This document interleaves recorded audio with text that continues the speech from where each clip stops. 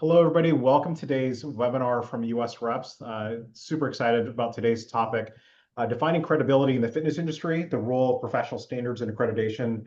Our two panelists today are Chad Buckendahl and Todd Galati. And today's, what we're going to be learning today is in the fitness industry the fitness industry is rapidly evolving, but the growth comes from challenges in maintaining professional credibility. How do we define credibility in the industry with varying levels of education, certification, and regulation? And today we're going to bring in some NCCA commissioners, former commissioners, industry experts, discuss the importance of accreditation, certification standards, professional accountability, and shaping the future of our profession. So that's what we're going to be covering today.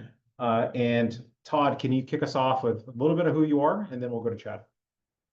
Okay, thank you, Francis. My name's Todd Galati. I run a small business in the credentialing industry where I help organizations to strategize, develop, and deliver certification, education, and continuing education, and which includes certificate programs. I formerly served as the director of credentialing, senior director of credentialing at the American Council on Exercise. So I have a connection within the fitness and knowledge of the fitness industry. And I also served as a former NCCA commissioner. Awesome. And Chad. Thanks, Francis. Like Todd, I'm a former NCCA commissioner on the psychometric side. My name's Chad Buckendahl. I am a psychometrician with a group called ACS Ventures. I serve as an advisory member on the CREP board. And my background, again, largely within education, certification, licensure, kind of on the breadth of different sorts of testing programs as a methodologist and statistician, not as a content expert the way Francis and Todd are. Oh, wonderful. So just a little bit of housekeeping notes. We are going to have a Q&A at the end, but please use the Q&A questions on the bottom. Click on it, add your questions, and we'll try to get to those at the end of the webinar, so last 15 minutes or so. So to kick us off, I think I'm going to ask this to Chad, and kind of what you're, as a psychometrician with your psychometrician hat on, what is the difference between certifications, educational certificate programs, and licensure, and why does it matter for professionals in the field and the public? Sure. Yeah, great question, Francis. And we really kind of have a whole alphabet soup in terms of different sorts of credentials that are out there. When we think about the sort of broad distinctions, there are differences between programs that are mandatory, which are often characterized as licenses, but you can also see that some certifications are mandatory or almost function as de facto licenses. Like certified public accountant, for example, is a licensed profession, even though it's called certification, certified public accountants. And that's sort of contrasted with voluntary programs, which may be certification programs overseen by the profession itself, and also the assessment-based certificates which are closely connected to training or education programs. The primary distinction in terms of sort of oversight on that is often between a government agency of some sort or some sort of regulatory authority versus the profession itself or a professional association that may be offering a particular certification. The blending of some of these can present some challenges, but the reason that it matters is because that relationship between sort of the training and the actual sort of independent demonstration of competence is pretty critical as it relates to the field, the profession, and ultimately the public. And I know that my colleague Todd will probably talk a little bit more about this as it relates to some of the related elements. So I want to do a follow-up question on that. I know within the fitness industry, they use certification, the term certification, a little bit loosely. And so when we thinking about like certifications as in terms of job roles, like Bureau of Labor Statistics and ONET, there are job roles in which it's defined, and versus like going a specialization by type. So this would be something like you specialize in a type of learning. You just say, I can apply it on how do I do things better with the medicine ball. They both loosely use the term certification. Can you kind of define what that means from a commissioner's perspective of what is a certification by job role versus you learn something, and what does that mean from an accreditation perspective? Yeah, so when the credential is related specifically to a job role, what it's essentially doing is looking at the actual job role or the practice itself, and then working backwards to say what sort of knowledge and skills and abilities does one need in order to then perform in that job role. And again, that is often characterized under the banner of a certification or a license because it's sort of agnostic as to how you got the training for that. Like we're less concerned with the training and more that you can actually demonstrate what's necessary. In contrast, um, uh, certifying programs, and again, a lot of us in the sort of testing industry would call this an assessment-based certificate, is more directly related to a particular type of training. So there needs to be alignment among the curriculum, the instruction, and the assessment, and how that's defined may be different. There are different accrediting bodies, or not bodies, but there are different accrediting bodies, but there are different accrediting programs. Whether a program is sort of that sort of traditional certification program, independent or firewalled at least from a particular training program, versus an assessment-based certificate, which actually aligns to a different standard. The Institute for Credentialing Excellence, for example, has something called the ICE 1100 standard, which was specifically designed for those assessment-based certificate programs that are more closely tied to sort of an educational or training program, as compared to programs like the National Commission for Certifying Agencies, that NCCA accreditation that many folks are familiar with, or the ISO, the International Standards Organization 17024 standard, which again, both of those are for sort of certification or credentialing programs that are, again, somewhat independent or agnostic as it relates to the training component. So I'm going to ask, I want to follow up a little bit more, if that's okay. I want to ask the Todd and the Chad, I'd love to have your opinion on it. So in the certification component, I think a lot of folks go, well, where did you learn how to do the job? And within their accreditation model with NCCA and ISO, there's a separation between where you learned it from and versus the actual assessment of competency. Now, the question I would have then, if you're looking at licensed professions, and whether it's dietetics or nursing or physical therapy, you have to go through a program and where you learn it and you practice it, and then the exam itself is separate. So how does that work in terms of the way certifications work? All right, like you were saying, it's just like you have to learn it from somewhere. But as from an accrediting body, it's like, well, they have to be separate. And I guess, well, why is that important? Todd, you want to speak to that a little bit? Sure, thanks, Chad. I can start and then hand off.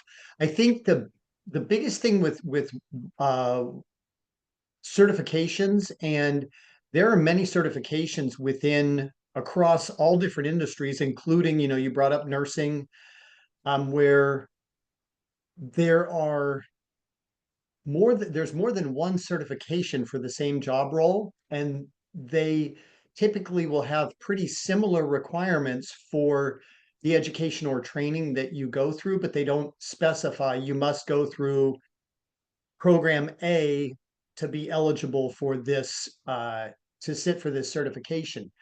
The rationale or the reason for that is that the certification is built by a panel of experts and then validated by many, many more experts to say, here are all of the tasks that you have to be able to perform competently to work as a professional in this job. And what the certification is focused on is determining if an individual who sits for the certification exam or exams in some cases, are they qualified? Do they meet these, do they demonstrate with a whole bunch of scenarios and where they must apply their knowledge to make good decisions, do they show that they are routinely throughout the entire exam qualified to practice? Or are they still below the mark of qualified to practice and need to do some additional learning or mentorship or experiential learning or something like that? And so the path of education is not prescripted, but there are often requirements like must have you know, a certain level of education, but it doesn't specify which school you must go through or which specific program you must go through. Absolutely. And then I'll hand off to Chad. Yeah, and I think just to extend on what Todd was saying, a certification program is sort of responsible for defining those eligibility characteristics to sit for their examination, and again, I use the word examination sort of generally because you could have performance assessments, simulations, other sorts of demonstration opportunities. But that those eligibility characteristics, as Todd was saying, may be a particular academic degree. It may be particular courses that you may have to take. It may be particular experience that you might have. And all of these should ultimately connect to sort of foundational elements for the program itself that ultimately connect to the job role.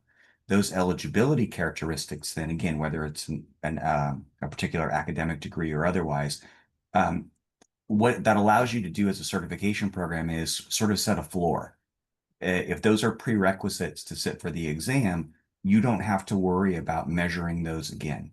You're allowed to kind of then go beyond that to say, well, if they have these sort of foundational competencies underlying the eligibility requirements, I can then go beyond that to now start looking specifically about what they would do or demonstrate on the job.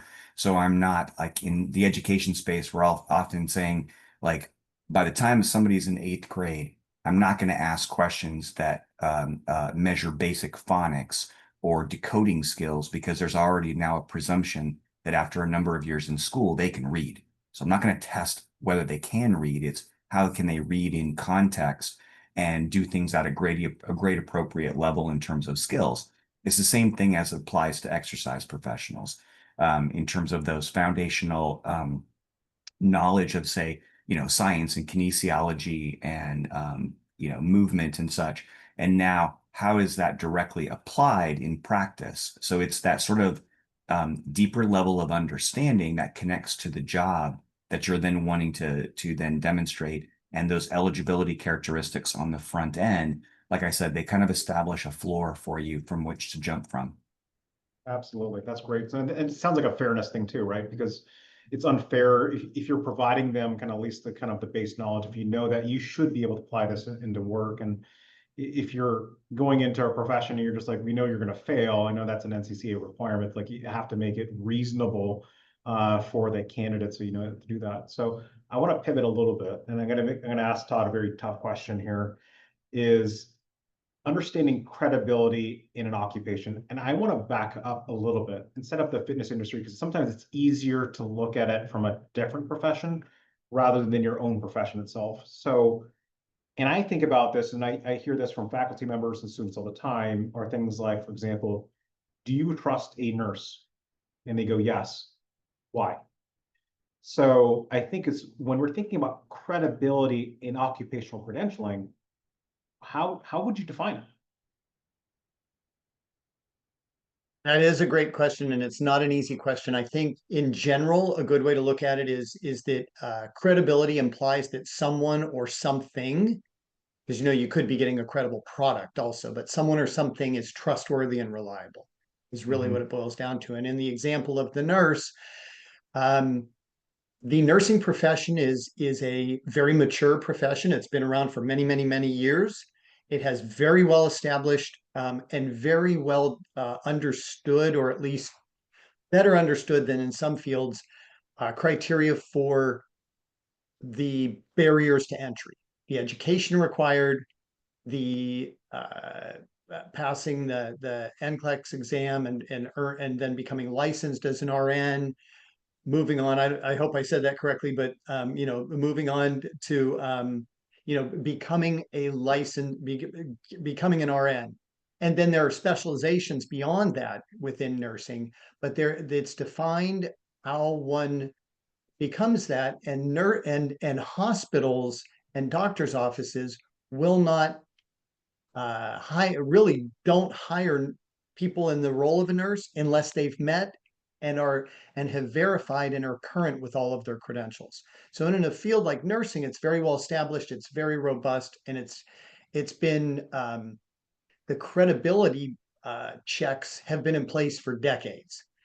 When you get into the broader spectrum of occupational credentialing, credible credentials are usually, they can be defined as those that Chad's already elaborated on a bit. They're the ones that the credentials that are awarded to individuals who can demonstrate that they have the knowledge, skills, and abilities to perform the job role for which the credential is designed.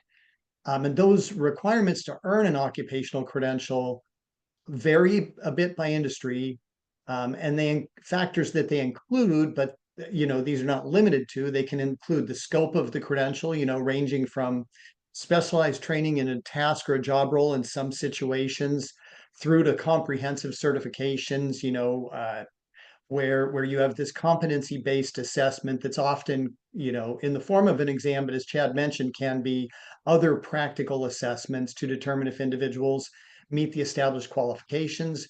There can be, with the eligibility requirements, there can be prerequisite education and experience ranging from different training pathways all the way to terminal degrees, depending on the industry and the field. And then there can be different requirements to work in the job role that can be, and these different requirements are typically have input from a combination of factors, including employers, the industry, payers, like if it's an industry where insurance will pay bills on things, referring professions. So if I am in a profession where I'm referring to you, Francis, I want to make sure that you're credible. And then also, if there's in industries where there's regulation, that helps set the stage. So overall, that's kind of a big, broad look at occupational credentialing. Chad may have more to add to that as well. Yeah, I'm wondering if I think Todd, that was awesome, and think maybe Chad, if we're kind of thinking about it from the perspective, and I think now applying it to the fitness side, is a lot of the public doesn't understand the difference between high quality and low quality credentials. And I think maybe if you can talk to that from why do they have a hard time differentiating between the two, and maybe that's the other questions like what could you do about it? Yeah, it's Francis, this is something that honestly we encounter in so many professions. I have colleagues in the testing space that several years ago now wrote a really nice article called Intuitive Test Theory. And the concept behind the article was everybody, I think almost everybody has probably taken a test at some point in their life. And so as a result, anybody who's ever taken a test is just automatically an expert because they've taken the test. Just like whenever we apparently watch the news over the last few years, everybody is now a constitutional scholar. So the lawyers are really happy to know that we have all these constitutional experts out there. With the belief being that from the community itself, who does actually have expertise or deeper knowledge in these areas, they're the ones that are able to kind of pick up on nuances or differences among the sort of depth of understanding from somebody like me who maybe watched an episode of Law and Order and thinks they understand, when they can object to a judge, versus actually understanding the sort of depth of what it means to litigate in a courtroom, the sort of civil or criminal procedures that might be necessary to kind of take somebody through that pathway. And so because the public doesn't have that sort of depth of understanding, you are essentially, in a way, either delegating that responsibility to an individual who's representing themselves as qualified in something, or you're kind of subject to the old phrase caveat emptor, right? The buyer beware. That's what you run into a lot of times because without some sort of designation by someone or something, an agency that is independent, one doesn't necessarily know if they have received competent or incompetent services or assistance, especially in the healthcare space, because again, I'm thinking about my stepsons right now, both taking their PE and health courses in middle school. Well, they know enough to know basics about exercise and diet, but they're not going to have another class in that unless they choose to pursue that as a profession for the rest of their academic career. And so, what I remember from seventh grade and eighth grade was I was just waiting for lunch. So I don't know that that should be our baseline understanding as a public member, potentially vetting somebody who we are asking to perform, say, personal training or professional services in that way. So Todd, I think maybe that's me. You can talk to it a little bit from the perspective, what your perspectives are in when we think about fitness influencers and certified professionals, and you're trying to strike a balance between, I guess, almost entertainment versus like I'm competent to do my job. So getting clicks versus like going, look, I'm competent to do the job, and here's the reasonableness of what it is, and helping, I guess, market yourself as a subject matter expert. What are your thoughts on that, Todd? Because I think that's where it's just like anybody can call themselves a personal trainer, but there's some level of challenge that's there as well. There is, and I think in industries like fitness, also other industries within broader just health space, and even within the broader topic of nutrition, these topics that have mainstream popularity, where whether you're looking at printed publications or online publications, health, nutrition, and physical activity topics or fitness topics are everywhere. They come up all the time, and for systems, programs, products, etc. And in these same industries where requirements by employers may vary, and then also you do have the topics are hot enough and have enough public interest that there are influencers who may or may not hold credible credentials, but they still have a public voice. In all of these types, in every industry, it can be confusing for the public, very much based on, Chad painted a very good picture of all the reasons why it can be difficult for the public. And in industries that are even, I'll say, more in the public eye, have more marketing appeal, they are, and don't have a as long standing of an established criteria for competence, like say for medical doctors or nurses, where it's the history of those professions is much older and well established than you see for exercise professionals. Those can really present an issue for the public, and to know who's qualified and who's not. And then in addition to that, going back a little bit earlier in the conversation to where we were talking about certifications and assessment-based certificates, and single topic trainings or single pieces of equipment trainings, even if it's a certificate or a certification or that somebody went through a training, people often use the four-letter word cert to say that, to talk about that qualification they went through, whether it was a full comprehensive professional credential or a couple of hours of training on a single piece of equipment. And so that adds to the confusion, because we push all of those terms into a four-letter nickname that can apply to multiple things and make it even more confusing. So I think it becomes difficult. And it's something that the more it just takes time. It's definitely not, fitness is not the only industry dealing with this challenge. All right, so I'm now going to ask two of you a really hard question. So I think from Chad's perspective, I think as the psychometric perspective, and then Todd as a commissioner's perspective, is going to ask you the same question. I think and you're thinking about it, I guess it's like, if I'm a certification organization and I'm thinking about, what is the value of my occupational role? when I'm thinking about this, is like, we hear NCCA's accreditation is a demarcation that this program is reputable. Why should I care?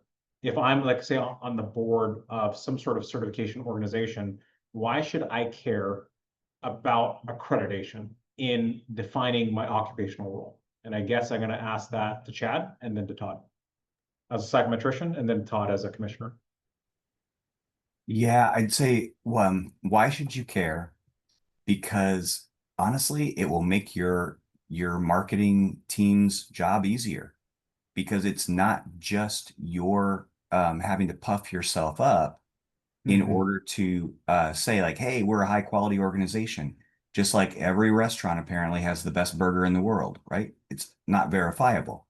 But when you have an accrediting body independently, have independent reviewers and critically review the design, the development, the validation, the governance, the conflicts of interest, all these sorts of interrelated components of your program, you then sort of rise to the level similar to the way that Consumer Reports, Underwriters Laboratories, there's a number of accrediting bodies that are notably independent of the sort of potential conflicts of interest that one has if you're trying to, say, promote or recommend, right? I mean, would you trust, now others may disagree with me on this, but would you trust Consumer Reports more to help you buy a car, or would you trust customer reviews on the car manufacturer's website?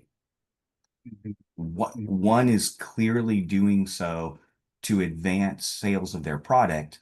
One doesn't have that sort of vested interest in it. So from that marketing person, or sorry, from the that psychometric standard, I view it as, do I trust the data? And I trust the data more from an independent source than I do from like the organization itself. So this is kind of a trust but verify. What are your thoughts on it as a commissioner, Todd? I think, as not talking about fitness industry specifically, but I think as just generally as a commissioner for NCCA, what is the value of that accreditation, and kind of what are you looking for as a commissioner when you're looking at any sort of these occupational roles? That's a big question. There's a lot of to that. Well, I think to give an overview, the NCCA standards, which there's 23 standards with over 100 elements within all of those standards. And in order to earn an NCCA accreditation, a certification program has to meet every single one of them. It's not, oh, you get 70% and you're good. You have to meet every single one of them. And the standards are not like randomly developed in a dark room by 3 individuals. They're peer reviewed by a panel of like about 20 individuals from across the industry. And this is across the certification industry. It includes people like Chad, psychometricians on the panel. It includes people who run certification programs like you, Francis. It includes people who are in the industry that help organizations develop and deliver programs like what I do. And it involves public members and the people who hire the services of certified professionals. Then those standards that are developed go out for peer review and feedback and a lot of comments from the entire testing community that's in, they're put out for, and then they're revised based on the feedback, and it goes through a few rounds before they become finalized. So they're peer developed, peer reviewed, peer approved, and peer enforced. So it's not just, it's a very robust process that, as Chad mentioned, it's an independent reviewer that has the voice of hundreds of organizations within the industry put into it. So it's very comprehensive. The ISO standards are similar, but they go through a little bit. Their methods for going through it are different, but they have the voices of countries from around the world that are involved in the international standards development. So from that perspective, they're very robust. And the second thing I would say is that from why it matters is that, which is I think the gist of what the question is that the NCCA standards, in addition, there's a misperception by some that they only accredit the exam. And that's not true at all. There are a portion of the standards look very heavily at the entire certification, like the entire assessment process. How do you assess? How do you establish what you're going to assess? How do you then assess that? And how do you determine if people meet the qualifications? And what steps do you take to make sure that every individual that goes through your program has an equivalent chance of earning the certification? So there's a whole section of the standards that are devoted to that.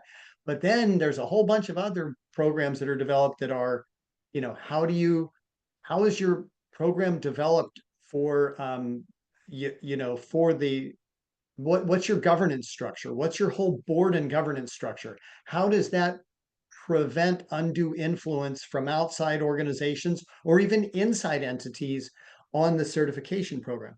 How do you ensure that you separate your certification from any single education program? How do you show that you have the qualified staff in place to actually conduct this process? How are you fair in informing the public about all of the things that they need to do to earn a certification and maintain a certification? And what quality assurance do you have in place to ensure that your program runs the way it's intended to run, all, routinely, over and over and over? And when curveballs come, because they do, things, life happens, and challenges arise. How do you deal with them? So, and there's a lot more to the standards than that, but I just wanted to paint the picture that it's not just about the exam, it's about the whole program. And I think the other thing is now pulling it back towards the fitness industry or any health related industry. The NCCA standards were the NCCA standards and accreditation was launched in the later 70s, and it originally was launched to help evaluate and identify healthcare credentials that met all of the standards of a full certification program, because there was trouble in differentiating the full qualified job role certification from certificate programs or education and training programs at that time. So that's how the NCCA developed. And as a result, Chad mentioned that an accredited certification can serves in many industries as a de facto licensure exam. That is very true in a number of healthcare professions and specializations. So that's why, as exercise professionals work in the broader health space, and that's why within the NCCA umbrella, there's a certain synergy within the broader healthcare space for NCCA accreditation. Absolutely. So I think there's a couple of things, at least from key takeaways on that, is the NCCA accreditation or ISO accredited credentials, ISO accredited certification programs. It's protecting the public over a lot of times the parent organizations. Like, how do you ensure to the public that these individuals are safe and effective, that it's independent of the stakeholders or shareholders of the organization? I think there's a really important distinction there that you're looking at, and then how do you demonstrate that, whether it's separating education, certifications, and other things. I want to pivot a little bit into understanding kind of the next part of it of building trust. And I guess it's like, to Todd and to Chad, I think the question, I think for me, is just like the difference between, I guess, on one hand, a license and versus a register. I know that there's sometimes you hear registered nurse, registered dietitian. What is a professional registration? And then what is a license? And are they the same thing or are they different? And maybe I'll ask that the chat first and then go to Todd. Yeah, great question, Francis. And again, let's go ahead and add to the confusion of the different sorts of credentials that are out there. So, as mentioned earlier, a license really is something that is mandatory and needed for practice. So someone cannot hold themselves out as a physician, a nurse, an attorney, a CPA without actually being recognized as such by a licensing body. Registration a lot of times is registration can be mandatory, can be voluntary. So it kind of depends on the profession. But a registration, if somebody participates in it, it is essentially allows for sort of verifiable or public verification that somebody is accurately representing what they are claiming to represent in terms of a particular credential. A licensing, like licensure specifically, with the exception of a handful of programs. So like things like pilots, for example, are regulated by the Federal Aviation Administration. Attorneys are regulated by the Supreme Court in like U.S. jurisdictions, and I think it's similar in Canada, like the judiciary oversees that. But most professions, from a licensure standpoint, these are legislative functions. So state or provincial legislative bodies are the ones that are often overseeing a license. And that license, then there are oftentimes individual boards of licensing that are made up of sometimes elected, often appointed representatives. There may be a public member of that, and they then become the sort of conduit to the political body, the legislature, in terms of helping to inform or develop practice acts and things that then become this sort of oversight for the profession. Registrations, on the other hand, are not necessarily like, again, if they're not really licenses, they are essentially collections of information from perhaps independent agencies or certification programs that then offer sort of a one-stop shop in order to find or refer individuals to with respect to professions that may be voluntary, but you're wanting some sort of I don't know, collective public communication about where you can find these individuals. Awesome. Todd, other thoughts? Yeah, I would just build on that by saying too, when you look at registries and licensure, sometimes they intersect a bit. And what I would use is, if you look at the registered dietitian nutritionist is one example where there's licensure for them for professionals that are registered dietitian nutritionists in many states, but not all states. But the registry identifies all people who hold that credential. And so by holding that credential and being registered through the holding the registered dietitian nutritionist credential, you hold the credential, and if you live and work in a state where there's licensure, you are eligible for licensure. So I think sometimes it overlaps in industries where there's not licensure. If there is a registry, as Chad was mentioning, it can be a place for verification. And I think that, that really can be helpful for employers. Employers want to hire competent employees. They want to hire good employees. They want to hire employees, first of all, who are competent, who can do the job, and then ideally who are excellent at doing the job and have some other intangibles that they're hopefully looking for. But first, they want to make sure that people are competent, and it's up to the employer to, or it's really in the sort of the buyer beware, as Chad was mentioning earlier. It's important for employers to verify that their employees hold whatever qualifications or education that or experience that they have required for the job role. And so in doing that, they will need reputable sources to go to. I know that, looking at US reps is within the US fitness industry. It is a registry for you could speak more about the requirements for US reps, Francis. I know but it really is a place where an employer or someone who wants to refer to an exercise professional, or someone from the public who wants to hire an exercise professional, can go and verify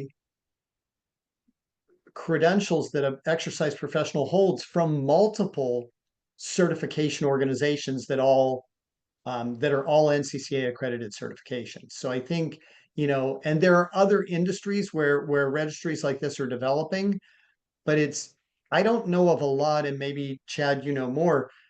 There aren't a lot of industries where multiple certifying organizations that are certifying in the same space work together to form a registry for the good of the employers and the public,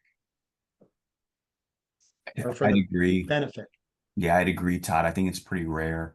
I know that when the American Board of Dental Examiners started working, it was sort of a loose-knit coalition at first.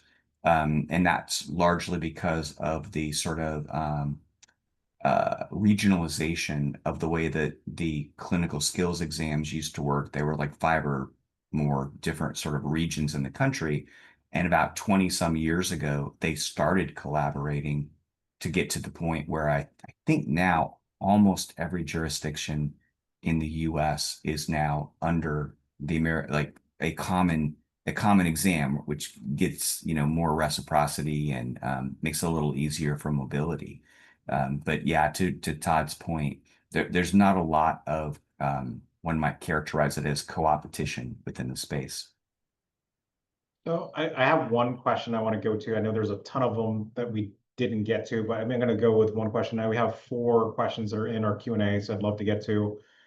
But I think the one question I want to kind of go back to is like, what is the responsibility to the employer to verify those credentials?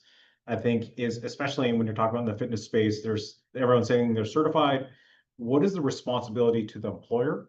I think is one. And that's the follow-up question is, if you are a certified professional that's coming from an NCCA accredited or ISO accredited program, how can I describe that as a value add to the employer? So maybe the first one is, what is the responsibility of the employer? And then secondly, how do I describe that my credential means something more than just like any other one that's out there? Let's go to Todd first and then to Chad. Well, I think I mentioned earlier that it really is up to the employer to verify that people they hire, and this would be the same in any industry. You really should, if you're putting forth, if you're an employer, you provide goods, services, etc., to the public, and you're telling the public that what we provide to you either meets certain qualifications, or the individuals that are providing it meet certain qualifications. So I have no background in law, but I would think that if you're not verifying qualifications and something unfortunate happens, and it's found out that the individuals that you hired did not meet the qualifications you had promised, that could put you at some potentially legal risk. So it's really, it's important there. Plus, I mean, if I'm an employer, I want my customers to have great service, and one of the best ways to do that is to hire great people and make sure that the great people meet the qualifications that they need to meet to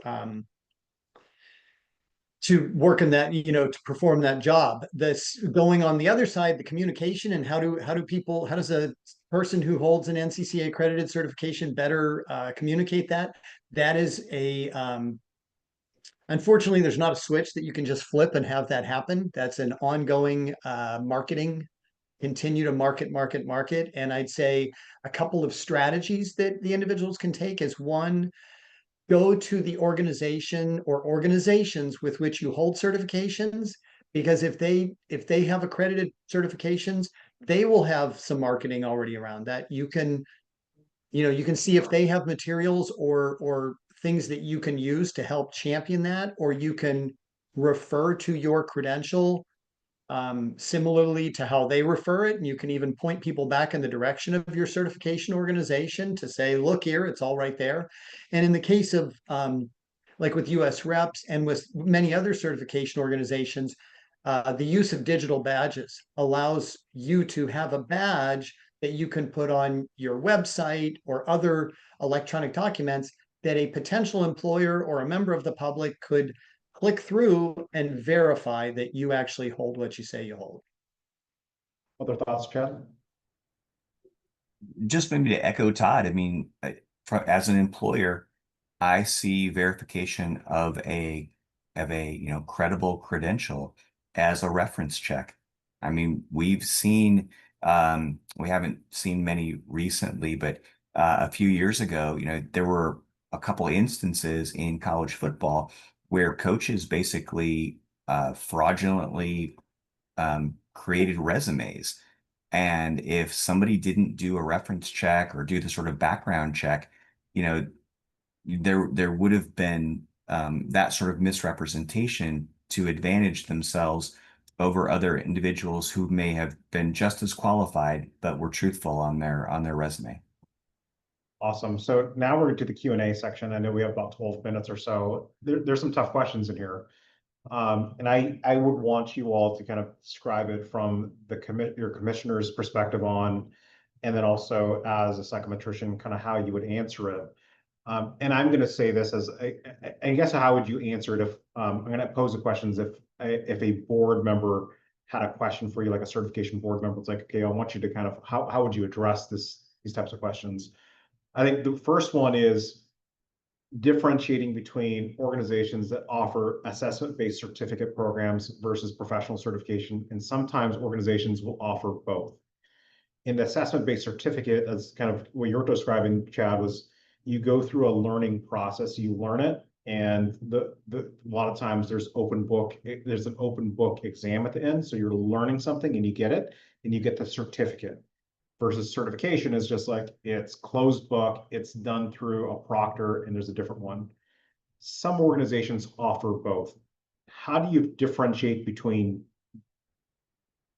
both of those types? Well, Todd, I'll take first swing at the pitch, and then you can step up and clean up a hit for me.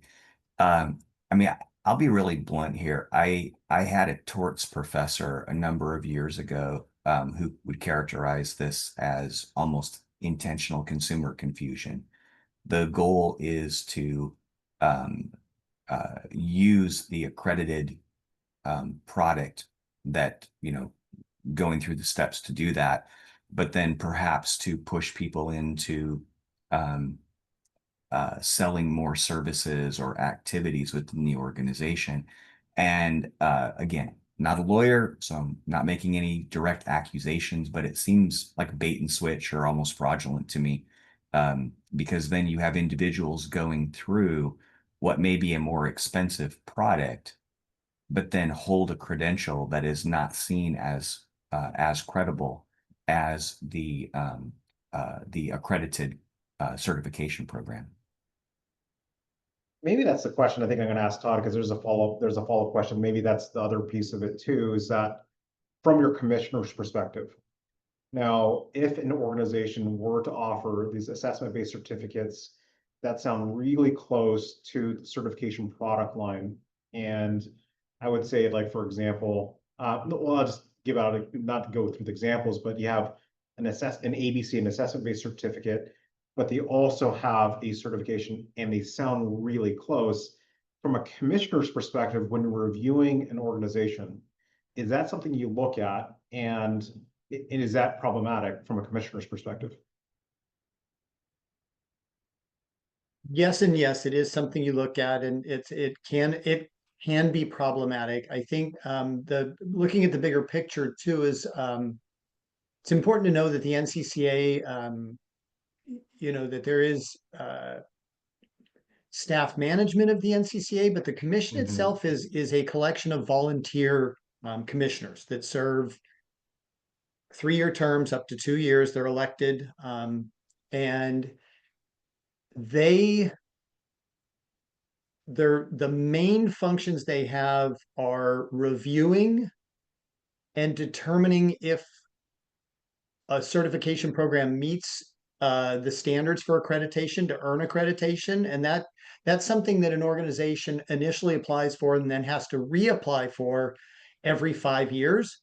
So they take a really deep dive on organizations every 5 years.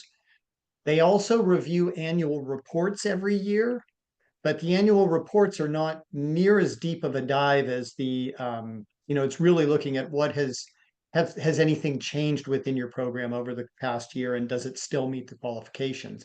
And then when organizations have a program change, like an organization might say, well, we had a certification that required a bachelor's degree before. Now we're going to, in 3 years from now, we're going to require a master's degree. And so that has to go through to make sure that it still meets the standards. Um, each of those things, the commissioners will look directly at programs, but they're not 24 hours a day, 7 days a week, monitoring every single program to see what they're doing, because it's very there are, I think, well over 300 or 400 NCCA accredited certification programs in multiple industries. And so the focus is on evaluating at each accreditation period if the application submitted, if those programs meet or don't meet the requirements for accreditation.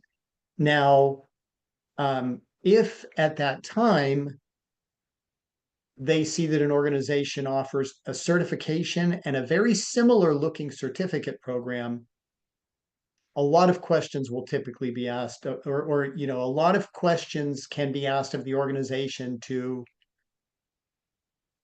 demonstrate how they are different and how they are clearly conveying that information to the public. I And don't know. that makes a lot of sense, because I think there's a differentiator on the and then, not to nerd out too much, but when you're looking at the 1100 standard, you can't use the acronyms, for example, of a certificate program to make it look like a certification, which Right. you have to be very clear in articulating that. And it's just like going, for example, I'm certified in an underwater basket weaving versus if I'm certified versus a certificate in underwater weaving, something like that, where you're sitting there going, you're trying to differentiate between the two. It's like, gosh, these look really, really similar for the layperson. How to differentiate from that? And I think that's really the value of NCCA or ISO, is just like, okay, so as a consumer, are you making it purposely confusing? I think is one. And how are you differentiating between the difference between education and the assessment of competency? And you have to explain that very deeply. And I think of organizations who obfuscate the point are going to have a real tough time at least from the commissioner's perspective, of explaining that. I don't know what your thoughts are on that. I agree. It becomes, a question of, how is this different? How are you clear with the public that it's different? How are you not offering exactly the same thing in two different places? Or seeming to offer the same thing in two different places, and how there's a lot of questions that will arise during that process as the commission dives into the standards, because they will do a real thorough review on the organizational structure, on all of the organization's, policies and procedures and documentation, and the organization's website, and where and how they advertise and sell everything. And so, things like that will be seen, and they'll typically be brought into question. And then the other thing that there are occasionally things will be brought to the commission as questionable about a program or an organization where something maybe has changed. And at that point, they will go in and look at whatever was presented to see if it still aligns with the standards. Awesome. Last question for you all. That was great. Thanks, Todd. The last question is just like and I'm going to apply this to, I guess, the fitness industry. I think this is where the question is going, is there's over 15 NCCA accredited certification programs in the health fitness space. And you're talking about to the public, if you're talking to somebody who's just interested in getting certified and they're choosing between these accredited programs, what is your recommendation? How do you identify what your organization to belong with?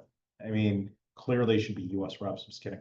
But like, when you're talking to somebody who's just like, gosh, I'm interested in the industry, I know there's a lot of organizations offer certification, what is your recommendation to Jane or Joe public of how do I select an organization?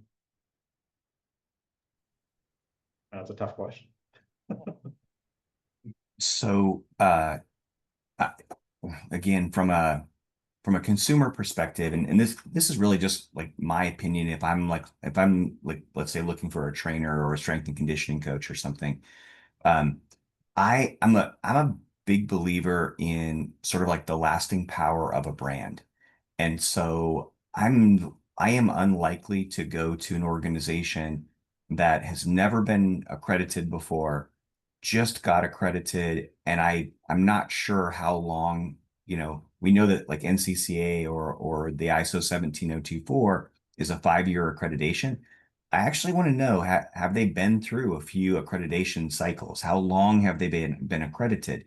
Because the longer that they're accredited, it suggests to me as a consumer the value of the credential, whether as somebody seeking the credential or somebody seeking services of somebody with the credential, there is this almost this, I think the marketing folks call it like a brand promise that there's a particular commitment to certain standards of accreditation.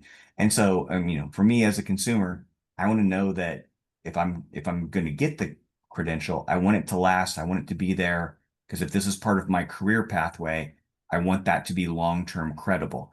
And as a member of the public, is it an organization that sort of like very quickly tried to get their accreditation just to be able to, in a very short period of time, maximize the value of that?